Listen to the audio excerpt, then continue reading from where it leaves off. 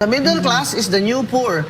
Sila ang nagbabayad ng malaking bloke ng tax, lalo na ang mga government employees, above, what do you call this, across the board sa kanila, on the average, 32% ang kanilang binabayad na income tax. Pero hindi umaakyat ang kanilang sweldo. Baka naman pwedeng, idagdag nyo na rin na those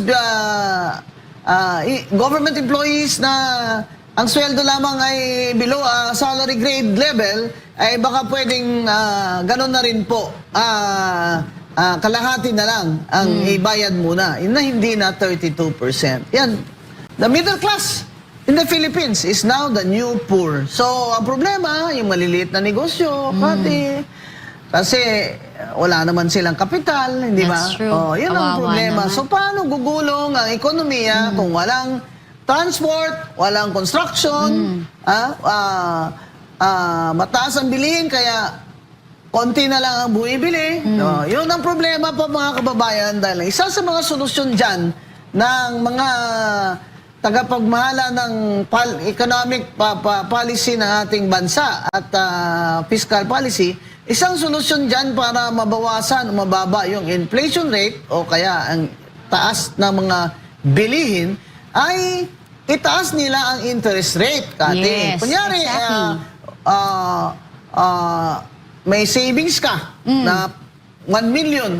Imbis na itago mo, ipasok mo sa bangko dahil tataasan nila ang interest rate doon. Yes, pakitain nila. Oo. Pakitain ng tama. So, ibig sabihin, less na naman ang gastos. Yeah. Dahil pinasok mo sa bangko di ba? Imbis na magkapital ka more sa negosyo mo, hindi naman ka kumikita ngayon ng maganda, ipasok mo na lang sa bangko and wait it out. Ayun, dahil konti na naman ang pera sa ekonomiya, ay yung tinatawag na nagko-constrict, no?